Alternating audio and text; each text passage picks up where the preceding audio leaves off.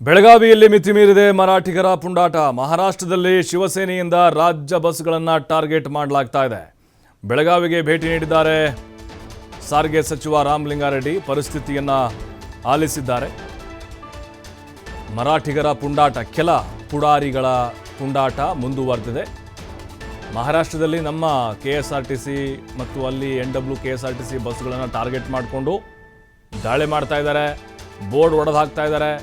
Conductor ಡ್ರೈವರ್ಗಳಿಗೆ ಆವಾಜ್ ಹಾಕ್ತಿದ್ದಾರೆ. Conductor ಮೇಲೆ ಉದ್ದೇಶಪೂರ್ವಕವಾಗಿ ಕೇಸ್ ಹಾಕಿದ್ದಾರೆ. ನಾನು ಕೇಸ್ ಬಗ್ಗೆ ಗೃಹ ಮಂತ್ರಿಗಳ ಜೊತೆ ಮಾತಾಡ್ತೇನೆ ಅಂಥೇಳಿ ರಾಮಲಿಂಗಾರೆಡ್ಡಿ ಹೇಳಿದ್ದಾರೆ. ಈ ಗಲಾಟೆಯಿಂದ ಎರಡೂ ರಾಜ್ಯಕ್ಕೂ ಕೂಡ ನಷ್ಟ ಆಗುತ್ತೆ. ಶಿವಸೇನೆ ಅಂಥವರು ಈ ವಿಷಯಕ್ಕೆ ಸೀರಿಯಸ್ ಆಗಿ ತಗೋಬಾರ್ದಾಗಿತ್ತು. ಬೆಳಗಾವಿಯಲ್ಲಿ MESಗೆ ಬೆಂಬಲ ಕೊಟ್ಟರೆ ನಾವು ಕೇಸ್ ಹಾಕ್ತೇವೆ. ರಾಮಲಿಂಗಾರೆಡ್ಡಿ ಈಗ ಅಂತಹ ಪುಂಡರಿಗೆ ಎಚ್ಚರಿಕೆ ಕೊಟ್ಟಿದ್ದಾರೆ.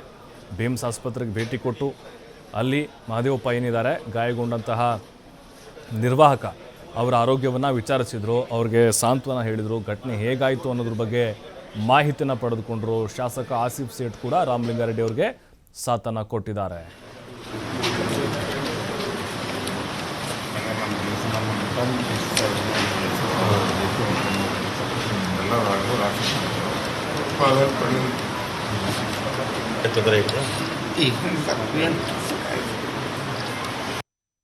ಹೇಳೋ ಪ್ರಕಾರ ಸ್ಥಿರವಾಗಿದೆ, ಏನು ತೊಂದರೆ ಏನಿಲ್ಲ. ಇನ್ನೊಂದು 1 or 2 days ಹಾಸ್ಪಿಟಲ್ ಇಟ್ಕೊಂಡು ಮನೆಗೆ ಕಳಿಸ್ತಾರೆ. ಆಮೇಲೆ ನಮ್ಮ MD ಅವರು ಮತ್ತು ನಮ್ಮ ಲೋಕಲ್ ನಮ್ಮ ಆಫೀಸರ್ಸು ಪ್ರತಿದಿನ ಬಂದು ಅವರ ಯೋಗಕ್ಷೇಮ ವಿಚಾರಿಸ್ತಾ ಇದ್ದಾರೆ. ಅವ್ರಿಗೆ ಮಹದೇವ್ಗೆ ಏನಾಗಿದೆ ಅಂದರೆ ಈ ಗಲಾಟೆ ಆದಮೇಲೆ ಬೇರೆ ಅವರೊಂದು ಕೇಸ್ ಕೊಟ್ಬಿಟ್ರಲ್ಲ, ಆ ಕೇಸ್ ಬಗ್ಗೆ ಅವರು ಸ್ವಲ್ಪ ಚಿಂತೆ ಹಚ್ಕೊಂಡಿದ್ದಾರೆ. ಆಮೇಲೆ ನಮ್ಮ MD ಅವರು ಕಮಿಷನರು ಎಲ್ಲರೂ ಕೂಡ ಮಾತಾಡಿದ್ದಾರೆ. ಅದು ಎಲ್ರಿಗೂ ಗೊತ್ತಿರ್ತಕ್ಕಂಥದ್ದೇ, ಬೇಕಂತಲೇ ಫಾಲ್ಸ್ ಕೇಸ್ ಕೊಟ್ಟಿದ್ದಾರೆ. ಸರ್, ಏನಾಗಿದೆ, CBT ಸುಳೆಬಾವಿ ಬಸ್ನಲ್ಲಿ ಶುಕ್ರವಾರ ನಡೆದಾಡ್ಲಿಕ್ಕೆ ಜಾಗ ಇರಲ್ಲ. ಅಂತ ಟೈಮಲ್ಲಿ 90 ಜನ ಇದ್ರು. ಬಸ್ಕೋ ಕೇಸ್ ಹಾಕಕ್ಕೆ ಸಾಧ್ಯ ಇಲ್ಲ. ಸೊ ಪೊಲೀಸರು ಇದ್ರಾಗ ಬ್ಲಂಡರ್ ಮಾಡಿ ಪೊಲಿಟಿಕಲ್ ಪ್ರೆಷರ್ ಕಂಪ್ಲೇಂಟ್ ಮಾಡಿದ್ದಾರೆ ಪೊಸ್ಕೋ ಅಂತಿದೆ. ಈಗ ಏನೇ ಕಂಪ್ಲೇಂಟ್ ಮಾಡಲಿ ತನಿಖೆ ಮಾಡ್ತಾರಲ್ಲ, ಸುಳ್ಕೆ ಸಾಕ್ಬಾರ್ದಲ್ಲ, ಕಾಮನ್ ಸೆನ್ಸ್ ಯೂಸ್ ಮಾಡಿರಲ್ಲ. ಕಾಮನ್ ಸೆನ್ಸ್ ಉಪಯೋಗಿಸ್ಬೇಕಾಗಿತ್ತು. ಆಮೇಲೆ ಆ ಬಸ್ಸಲ್ಲಿ ಆವತ್ತು 90 ಜನ ಇದ್ರು. ಎಷ್ಟು?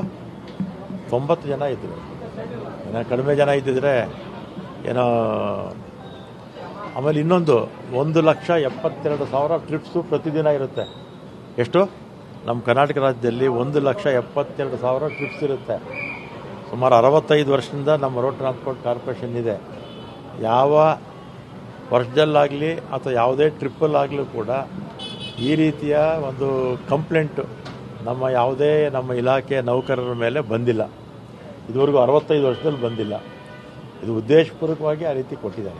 ಪೊಲೀಸ್ ಆಫೀಸರ್ಸ್ ಮೇಲೆ ಆಕ್ಷನ್ ಆಗಲಿಕ್ಕೆ ಏನಾದರೂ ರೆಕಮೆಂಡ್ ಮಾಡ್ತೀರಾ ಗೌರ್ಮೆಂಟ್ಗೆ? ಅದು ನಮ್ಮ MD ಅವರು ಈಗಾಗಲೇ ಮಾತಾಡಿದ್ದಾರೆ. ಆಮೇಲೆ ಇವರು DIG ಕೂಡ ಮಾತಾಡ್ತಾರೆ. MD ಅವರು ಪರ್ಸನಲ್ ಆಗಿ ಮಾತಾಡಿದ್ದಾರೆ. ನಾನು ಗೃಹ ಮಂತ್ರಿಗಳ ಹತ್ರ ಮಾತಾಡ್ತೀನಿ. ನಾನು ಗೃಹ ಮಂತ್ರಿಗಳ ಹತ್ರ ಮಾತಾಡ್ತೀನಿ. ಹೇಳೋ ಪ್ರಕಾರ